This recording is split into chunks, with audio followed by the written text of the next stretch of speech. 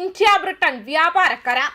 നിർണായകമായ India Britain കരാർ നേട്ടമായി ഇറക്കുമതി ഉൽപ്പന്നങ്ങളുടെ വില കുറയുന്നത് വാർത്താ തലക്കെട്ടുകളിൽ ഇടം പിടിക്കുമ്പോൾ ഇന്ത്യയുടെ കയറ്റുമതി മേഖലയ്ക്കാണ് ഈ കരാറിലൂടെ യഥാർത്ഥ നേട്ടമുണ്ടാകുന്നതെന്നാണ് സാമ്പത്തിക വിദഗ്ധർ വിലയിരുത്തുന്നത്.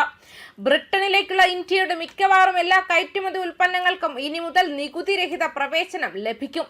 ഇത് ഇപ്പോഴും ഇറക്കുമതി തീരുവ നേരിടുന്ന മറ്റ് രാജ്യങ്ങളിൽ നിന്നുള്ള വിതരണക്കാരെ അപേക്ഷിച്ച് ഇന്ത്യൻ കയറ്റുമതി ഉൽപ്പന്നങ്ങൾക്ക് മത്സരക്ഷമത വർദ്ധിപ്പിക്കും.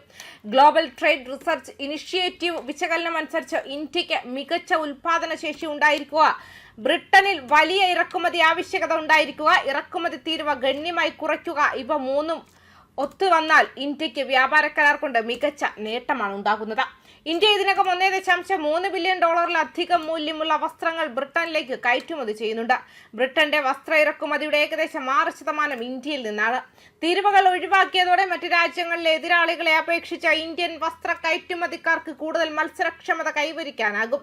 ഇന്ത്യയുടെ പാദരക്ഷാ കയറ്റുമതിയുടെ 10%-ലധികം ബ്രിട്ടനിലേക്കാണ്. ടെക്സ്റ്റൈൽസ്, തുകൽ ഉൽപ്പന്നങ്ങൾ എന്നിവയിൽ ഇന്ത്യക്ക് ശക്തമായ സാന്നിധ്യമുണ്ട്. ഏറ്റവും കൂടുതൽ നേട്ടമുണ്ടാകുമെന്ന് പ്രതീക്ഷിക്കുന്ന മേഖലകളിൽ ഇവ ഉൾപ്പെടുന്നു. റെഡി ടു ഈറ്റ് ഭക്ഷണങ്ങൾ, സോസുകൾ, ബേക്കറി ഉൽപ്പന്നങ്ങൾ, പരമ്പരാഗത ഭക്ഷണങ്ങൾ എന്നിവയുടെ കയറ്റുമതിയിൽ വലിയ വർധനവുണ്ടാകാം. പക്ഷേ ബ്രിട്ടന്റെ ഭക്ഷ്യസുരക്ഷാ മാനദണ്ഡങ്ങൾ കയറ്റുമതിയിൽ നിർണായകമായിരിക്കും. ബ്രിട്ടനിലേക്കുള്ള സമുദ്രവിഭവ ഇറക്കുമതിയുടെ 1%-ൽ താഴെ മാത്രമാണ് ഇന്ത്യയിൽ നിന്നെത്തുന്നത്. കയറ്റുമതിക്കാർ ശുചിത്വ മാനദണ്ഡങ്ങളും കണ്ടെത്താനുള്ള സൗകര്യങ്ങളും പാലിക്കുകയാണെങ്കിൽ ഈ മേഖലയിൽ വലിയ വളർച്ചയ്ക്ക് സാധ്യതയുണ്ട്. ബ്രിട്ടൻ പ്രതിവർഷം $92 ബില്യൺ അധികം വിലമതിക്കുന്ന വാഹനങ്ങൾ ഇറക്കുമതി ചെയ്യുന്നുണ്ടെങ്കിലും ഇന്ത്യക്ക് നിലവിൽ 0.4% വിപണി വിഹിതം മാത്രമാണുള്ളത്. കുറഞ്ഞ തീരുവ ഇന്ത്യൻ വാഹന നിർമ്മാതാക്കൾക്കും ഘടക നിർമ്മാതാക്കൾക്കും ദീർഘകാല അവസരങ്ങൾ സൃഷ്ടിച്ചേക്കാം. ഈ മേഖലയിലെ കയറ്റുമതി വളരുമെന്ന് പ്രതീക്ഷിക്കുന്നു. എങ്കിലും ഇതിന്റെ വിജയം തീരുവയേക്കാൾ ഉപരി ഉൽപ്പന്നത്തിന്റെ ഗുണനിലവാരം, സർട്ടിഫിക്കേഷൻ, ബ്രിട്ടന്റെ വിതരണ ശൃംഖലകളുമായുള്ള സംയോജനം എന്നിവയെ ആശ്രയിച്ചിരിക്കും. തീരുവ കുറയ്ക്കുന്നത് കൊണ്ട് മാത്രം പല വ്യവസായങ്ങളിലെയും ഘടനാപരമായ തടസ്സങ്ങളെ മറികടക്കാൻ കഴിയില്ലെന്ന് GTRI പറയുന്നു.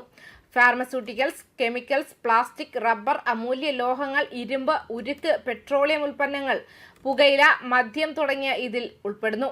ഇത്തരം മേഖലകളിൽ പലതിലും സാങ്കേതിക മാനദണ്ഡങ്ങൾ, പരിസ്ഥിതി നിയമങ്ങൾ, സർട്ടിഫിക്കേഷൻ ആവശ്യകതകൾ അല്ലെങ്കിൽ വിപണിയിലെ ദുർബലമായ സാന്നിധ്യം എന്നിവയാണ് തീരുവയേക്കാൾ വലിയ വെല്ലുവിളികൾ. GTRI സ്ഥാപകൻ അജയ് ശ്രീവാസ്തവ ചൂണ്ടിക്കാണിച്ചതുപോലെ ഈ കരാർ വിപണിയിലേക്കുള്ള പ്രവേശനം മാത്രമാണ് ഉറപ്പു നൽകുന്നത്, കയറ്റുമതി ഉറപ്പു നൽകുന്നില്ല. മാനദണ്ഡങ്ങൾ, ലോജിസ്റ്റിക് സർട്ടിഫിക്കേഷനുകൾ, വാങ്ങുന്നവരുടെ ശൃംഖലകൾ എന്നിവയിൽ മെച്ചപ്പെടുത്തലുകൾ വരുത്തിയില്ലെങ്കിൽ ഈ അവസരങ്ങളിൽ ഭൂരിഭാഗവും പ്രയോജനപ്പെടുത്താൻ കഴിയില്ല. ചരക്കുകളുമായി ബന്ധപ്പെട്ടതല്ല ഈ കരാറിലെ ഏറ്റവും പ്രധാനപ്പെട്ട വ്യവസ്ഥകളിലൊന്ന് ഡബിൾ കോൺട്രിബ്യൂഷൻ കൺവെൻഷൻ എന്ന വ്യവസ്ഥ ഇതിൽ ഉൾപ്പെടുത്തിയിട്ടുണ്ട്. ഇത് പ്രകാരം ബ്രിട്ടനിൽ താൽക്കാലികമായി ജോലി ചെയ്യുന്ന ഇന്ത്യൻ പ്രൊഫഷണലുകളും അവരുടെ തൊഴിലുടമകളും ഒരേ സമയം 2 രാജ്യങ്ങളിലും സോഷ്യൽ സെക്യൂരിറ്റി വിഹിതം അടയ്ക്കേണ്ടതില്ല. ഹ്രസ്വകാലത്തേക്ക് നിയമിക്കപ്പെടുന്ന ജീവനക്കാർക്ക് 5 വർഷം വരെ ഇന്ത്യയിൽ മാത്രം വിഹിതം അടച്ചാൽ മതിയാകും. ഇത് ഇന്ത്യൻ IT കമ്പനികൾക്കും മറ്റ് സേവന കയറ്റുമതിക്കാർക്കും ചിലവ് കുറയ്ക്കാൻ സഹായിക്കും. 2025-ൽ ബ്രിട്ടൻ ഏകദേശം $929 ബില്യൺ മൂല്യമുള്ള സാധനങ്ങൾ ഇറക്കുമതി ചെയ്തെങ്കിലും അതിൽ $15.2 ബില്യൺ മാത്രമേ ഇന്ത്യയിൽ നിന്നും വന്നിട്ടുള്ളൂ. ഇന്ത്യയുടെ വിപണി വിഹിതം വെറും 1.6% മാത്രമാണ്. അതേസമയം ഇന്ത്യയുടെ ആഗോള ചരക്ക് കയറ്റുമതിയുടെ 3.4% മാത്രമാണ് ബ്രിട്ടനിലേക്ക് എത്തുന്നത്. ന്യൂസ് ഡെസ്ക് കർമ്മ ന്യൂസ്.